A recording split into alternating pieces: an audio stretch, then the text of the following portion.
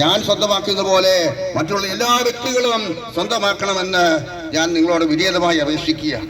കാരണം യേശുവിന്റെ ഈ വരവ് എടുത്തുകൊണ്ടിരിക്കുന്ന ഈ കാലഘട്ടത്തിൽ നമുക്ക് എന്നാണ് ഈ ലോകം വിട്ടു പോകുന്നത് അറിഞ്ഞുകൂടാ. അല്ലെങ്കിൽ കഴിഞ്ഞ പ്രാവശ്യത്തെ കൊറോണ വൈറസ് ഒക്കെ വന്നു കഴിഞ്ഞപ്പോഴും, അല്ലെങ്കിൽ അതുപോലെ മാരകമായ ഈ പകർച്ചപ്പനികളൊക്കെ വന്നുകൊണ്ട് ഇപ്പോഴും അനവധി സ്ഥലങ്ങളിൽ അനവധി ഈ പനികളും അതുപോലെ തന്നെ വൈദ്യശാസ്ത്രം കണ്ടുപിടിക്കാത്ത രോഗങ്ങള്, മരുന്ന് പോലുമില്ലാത്ത രോഗങ്ങൾ കടന്നു വരുന്നു. എന്തിനാണ്? ദൈവത്തെ ഇന്ന് വിചാരിക്കാൻ ആർക്കും സമയമില്ല, ദൈവത്തോട് പ്രാർത്ഥിക്കാൻ സമയമില്ല. ഞാൻ പറയുന്ന ഒരു നിമിഷം ഭൂമിയിൽ ജീവിച്ചിരിക്കണമെങ്കിൽ ദൈവമില്ലാതെ കൂടാതെ സാധ്യമല്ല.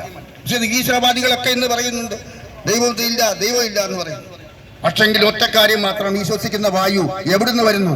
അവർ ദൈവത്തെ കാണുന്നില്ലെന്നാണ് നിരീശ്വരവാദികൾ എന്നോട് പറയുന്നത്. ഞാൻ നിരീശ്വരവാദികളൊക്കെ ആയിട്ട് സംസാരിച്ച് നോക്കുമ്പോൾ അവർ പറയാം ഞങ്ങൾ ദൈവത്തെ കണ്ടിട്ടുണ്ട്, ഞങ്ങളെങ്ങനെ വിശ്വസിക്കുന്നേ? ഞാൻ പറഞ്ഞു ഈ വായു എവിടുന്ന് വരുന്നു, എങ്ങോട്ട് പോകുന്നു നിങ്ങൾക്കറിയാൻ പറ്റുമോ? നിങ്ങൾ ശ്വസിക്കുന്ന വായു ഇതില്ലാതെ പോയാൽ എന്ത് ചെയ്യും? ഇതുപോലെ തന്നെ ദൈവത്തിന്റെ ശക്തി, നമ്മൾ ഉപയോഗിക്കുന്ന വിദ്യശക്തി എവിടുന്ന് എന്ത് ഇതിന്റെ നമ്മൾ കാണുന്നുണ്ടോ?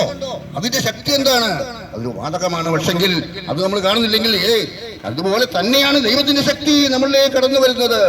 പക്ഷേ നമുക്ക് ശരിക്കും ദൈവത്തോട് നമ്മുടെ ഉൾക്കണ്ണുകൊണ്ട് നമുക്ക് പ്രാർത്ഥിക്കാൻ കാണാൻ സാധിക്കും, ദൈവത്തോട് സംസാരിക്കാൻ പറ്റും. അത്രമാത്രം സ്നേഹവാനായ ദൈവമാണ്. ദൈവത്തിന് സ്നേഹിക്കാൻ മാത്രമേ അറിയത്തുള്ളൂ.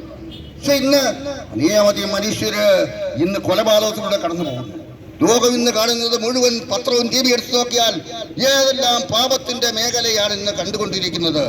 ദൈവം സോദോം ഗൊമോറയൊക്കെ നശിപ്പിച്ച് കളഞ്ഞതിന്റെ കാരണം പാപം മൂലമാണ്.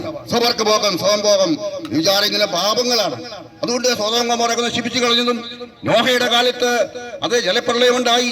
അന്ന് ഈ പറഞ്ഞ പോലെ ജലപ്രളയമുണ്ടായി കഴിഞ്ഞപ്പോൾ മനുഷ്യർ പറയുന്നു ആ ഉണ്ടാവും നേരത്തെ പറഞ്ഞു. പക്ഷെ ആരും വിശ്വസിച്ചില്ല. യേശുക്രിസ്തു പറയുന്നു, യേശുക്രിസ്തുവിനോട് ചോദിച്ചു ഇതിനൊരു അടയാളം തരുമോ?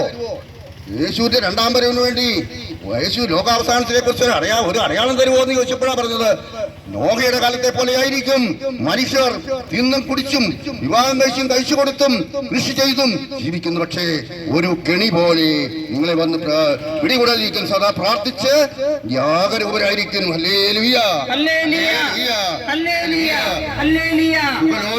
മദ്യാശക്തി, ജീവിത വ്യക്തത എന്നിവയാൽ നിങ്ങളുടെ മനസ്സ് ദുർബലമാകുകയും ആ ദിവസം ഒരു കെണി പോലെ വരാതിരിക്കുവാൻ വീണ്ടും പറയുന്നു പ്രാർത്ഥിച്ച് ജാഗരൂകരായിരിക്കും. പാപത്തിന്റെ മേലൂടെ മനുഷ്യൻ കടന്നു പോകുന്ന